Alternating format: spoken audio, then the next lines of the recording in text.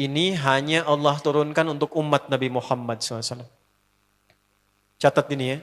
Dan saya belum pernah bagi dimanapun yang ini, yang versi lengkapnya. Kalau bisa dilakukan, bukan hanya dosa digugurkan. Tapi setiap hurufnya mempercepat terkabulnya doa kita di hadapan Allah Subhanahu wa Ta'ala. Ya. Ada 2 surah di dalam Al-Quran yang bila 2 surah ini dibacakan, itu setiap hurufnya dihitung bisa berpotensi menggugurkan dosa sekaligus mengabulkan doa-doa yang dimintakan. Sepanjang doa itu baik untuk urusan dunia akhirat kita. Kalau salah satu kurang baik diperbaiki oleh Allah. Misal dunia baik tapi akhirat tidak, maka diperbaiki oleh Allah kepada yang lebih baik. Surat pertama Al-Fatihah, surah kedua Al-Baqarah.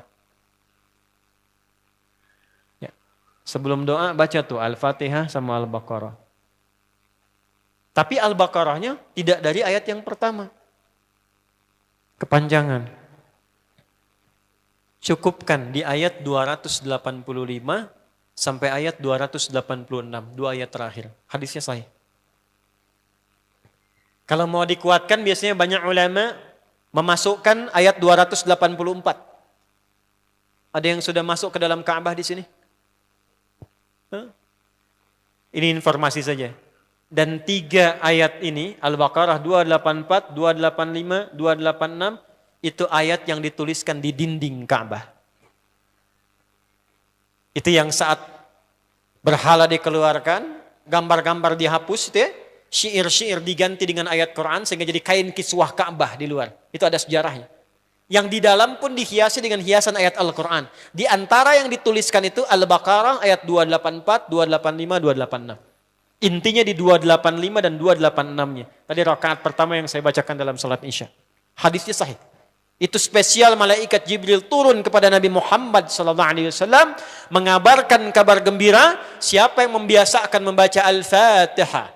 Ya, kemudian 2 ayat terakhir di Al-Baqarah dari amanar rasulu sampai fangsurna 'alal qaumil kafirin, tidaklah dia membacakan itu kecuali setiap hurufnya dijaminkan mengabulkan doa-doa yang dia mohonkan sepanjang benar doanya dan tidak diselimuti maksiat. Nih maaf ya.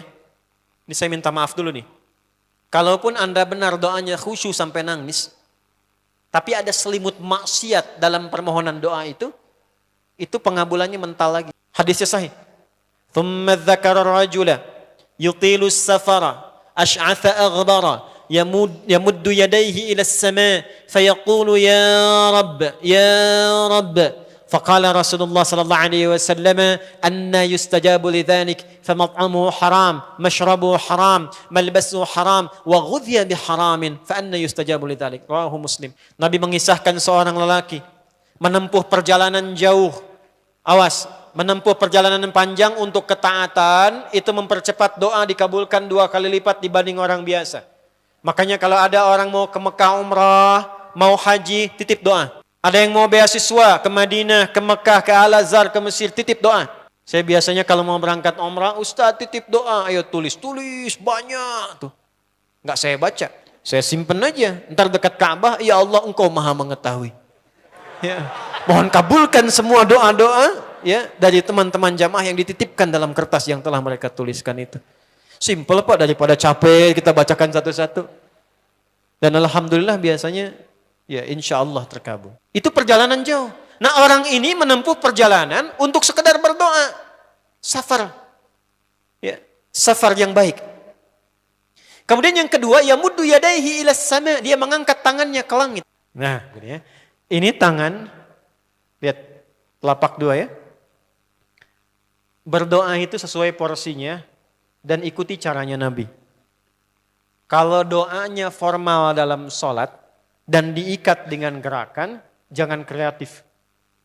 Ikuti seperti Nabi yang contohkan. Misal dalam sholat, Sallu kama ra'aitumuni usolli. Sholatlah seperti kalian melihat aku sholat. Nanti ada 3 posisi atau sampai 4 posisi dalam sholat yang mempercepat terkabulnya doa. Posisi puncaknya sujud. Hadisnya sahih. Inna ma aqrabal abdi min rabbihi wa huwa sajidun fa akthirud doa. Keadaan terdekat antara hamba dengan Rabbnya adalah saat sujud. Maka perbanyak doa saat sujud.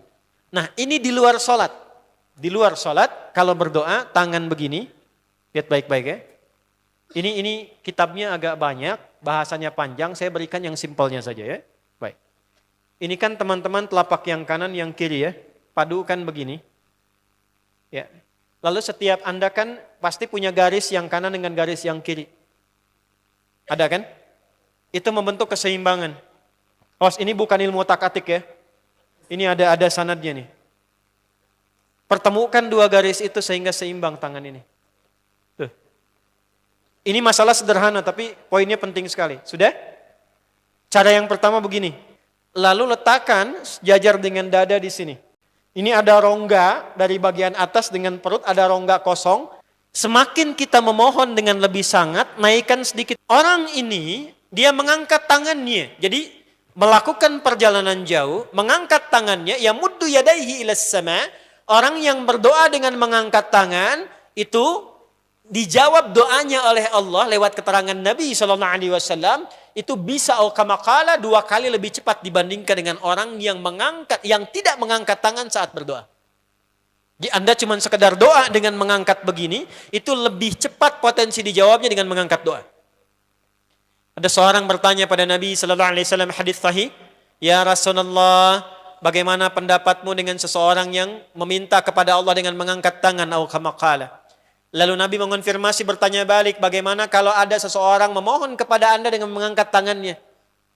Pak, tolong Pak, tolong Pak, tolong, gitu kan? Di depan rumah Anda 1 jam begitu Pak, tolong Pak. Kira-kira Anda beri atau tidak? Minimal kalau Anda nggak punya kemampuan, Anda referensikan atau beri sesuai kemampuan Anda kan? Angkat tangannya. Dia jawab, saya malu kalau nggak ngasih. Apa kata Nabi? Innallaha hayyun karimun. Allah itu lebih punya sifat peka untuk merasakan malu pada hambanya kalau dia tidak memberi ketika hambanya mengangkat kedua tangannya. Nah, nanti ada beda-beda posisi saat khatib Jumat misalnya 1 begini untuk khatib. Makmum mengangkat 2 tangan. Yang ketiga dia mengatakan, ya Rabb, Asmaul Husna. Doa yang dibuka dengan Al-Asmaul Husna, itu dijawab 2 kali lebih cepat dibandingkan dengan doa yang langsung dimohonkan kepada Allah. Itu perintah. Tahu Nabi Zakaria? Nabi Zakaria apa ujiannya? Diuji oleh Allah, hidup demikian lama sampai rambut memutih, fisiknya letih, istrinya divonis secara medis, maaf, monofos dan mandul. Kata medis gak mungkin punya keturunan. Maka beliau berdoa kepada Allah dan dalam doanya dimulai dengan Al-Asmaul Husna. Sebelum sampai ke doa itu di Ali Imran ayat 38 sampai 39, buka dulu Quran surah 17 Al-Isra ayat 110. Ini perintah langsung dari Allah. Qulidullah awid'ur rahman ayyamma tad'u falahul asmaul husna. Quran surah ke-7 ayat 180. Walillahil asmaul husna fad'uhu biha. Fad'u biha. Qulidullah, kalau engkau punya masalah hambaku, dan tidak ada di dunia ini yang tidak punya masalah. Quran surah kedua ayat 155. Walanabluwannakum bisyai'.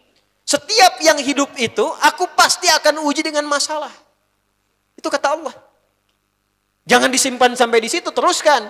Bukan untuk membebani hambaku dengan masalah, tapi untuk menaikkan kualitas hidupnya sehingga menjadi lebih baik. Jadi ketika Allah titipkan masalah itu, bukan ingin membuat kita bermasalah. Tapi dengan masalah itu kita diuji supaya kualitas hidup kita menjadi lebih baik. Ini Anda yang kuliah di UPI di sini, ada ujian nggak? Ada. Untuk apa ujian itu diadakan? Supaya bisa melihat kualitas peningkatan ilmu Anda dari masuk sampai naik tingkat. Kalau nggak ada ujian, nggak kelihatan kualitasnya bertambah. Logikanya begitu. Dan tidak mungkin Allah menguji seorang hamba di luar batas kemampuannya. La yukallifullahu nafsan illa. Jadi nggak ada orang yang hidup yang tidak punya masalah. Karena rumusnya mengatakan hidup berbanding lurus dengan masalah. Yang hidup pasti punya masalah. Yang tidak ingin punya masalah, tidak ingin hidup. Karena orang yang tidak hidup, yang hilang masalahnya, selesai hidupnya. Baik. Siapa yang tidak ingin punya masalah? Angkat tangan. Baik. Siapa yang ingin punya masalah? Alhamdulillah. Baik. Yang lain wallahu a'lam. Nah, kulit Allah kalau sedang diuji masalah, kan yang ngasih siapa? Yang nitipkan siapa? Yang punya solusinya siapa? Kalau Anda tahu yang punya solusinya Allah, kenapa curhatnya bukan kepada Allah? Kan sudah dicontohkan di Quran, kalau punya masalah curhatin ke Allah. Quran surah 12 ayat 86, sejak era Nabi Yakub, masalah di rumah tangga, anak bermasalah curhatnya pada siapa? Allah. Innama ashku bathi wa huzni ila Allah. Aku tuh kalau punya masalah, sesedih apapun, curhatnya Allah. Bentangkan sajadahmu, curhatkan dalam sujudmu, tingkatkan takwamu. Wa may yattaqillaha yaj'al lahu makhraja. Quran surah 65 di akhir ayat yang kedua. Bentangkan sajadahmu, curhatkan, habiskan dalam sujudmu, keluarkan tangismu. Sehingga bebannya jadi ringan. Walaupun solusi belum datang, hatinya sudah tenang. Yang diperintahkan panjangkan sajadahmu, bukan panjangkan statusmu. Kita sudah tahu ayatnya, paham ketentuannya, tapi kenapa prakteknya ditumpahkan di Instagram, di Facebook, bikin vlog di YouTube, hanya untuk curhat saja. Dan ironinya dalam hal yang demikian, tahu yang menyelesaikan Allah. Sekarang tambah bonus, aminkan ya. Yang mengaminkan doa ini mudah-mudahan dihilangkan masalahnya. Puguma mana yang ada bermasalah kayaknya di dia. Itu gimana? Kumaha tuh ya teh? Paham? Curhatkan sama Allah. Nah bagaimana mintanya? Sebut namanya ya Allah. Awidur Rahman. Kalau kita ingin minta lebih cepat, minta dengan kelembutan Ar-Rahman. Rahman itu bisa disebut namanya ya Rahman, bisa cari cara mintanya yang paling lembut, yang menyentuh. Allah senang dengan kalimat yang menyentuh. Misal ya. Kembali ke Nabi Zakaria tadi. Quran surah 3 ayat 38. Hunalika da'a Zakaria rabbah, qala rabbi habli min ladunka dzurriyyatan thayyibah, innaka sami'ud du'a. Ya Allah, hamba-hambamu itu telah menghukumi aku dan istriku tak akan mungkin punya keturunan. Sedangkan engkau yang maha pemberi tanpa punya batasan. Mereka mengatakan istriku punya keterbatasan. Maka aku memohon kepadamu yang pemberianmu tak ada batasan. Mohon ya Allah anugerahkan keturunan dari sisimu saja ketika mereka mengatakan tidak mungkin itu punya. Sungguh engkau yang maha mendengar doaku ya Allah. Perhatikan, kalau kepada yang maha mendengar saja tidak terkabulkan, mohon tunjukkan kepadaku saat ini dengan cara apa lagi dan kepada siapa lagi aku mesti memohon. Itu dalam banget. Ya Allah, engkau perintahkan aku berikhtiar mencari kerja, aku lakukan. Engkau perintahkan mengeluarkan keringatku dengan cara yang halal, aku kerjakan ya Allah. Engkau perintahkan aku jauhi yang engkau larang, aku lakukan ya Allah. Sekarang aku telah berikhtiar dari sejak keluar, aku telah menunaikan sholat subuh seperti yang engkau maha mengetahuinya. Dan menjelang malam aku mengadukan bahkan di rumahmu ya Allah hanya untuk sesuap nasi bagi istri dan anakku dari yang halal itu. Aku telah melakukan apa yang engkau perintahkan, aku hanya memohon apa yang telah engkau janjikan. Kalau dengan semua ikhtiar yang aku kerjakan sampai detik aku bersujud di hadapanmu di rumahmu ini belum kau kabulkan, mohon tunjukkan kepadaku di malam ini ya Allah dengan cara apa lagi mesti aku memohon kepadamu. Minta. Pernah enggak begitu mintanya?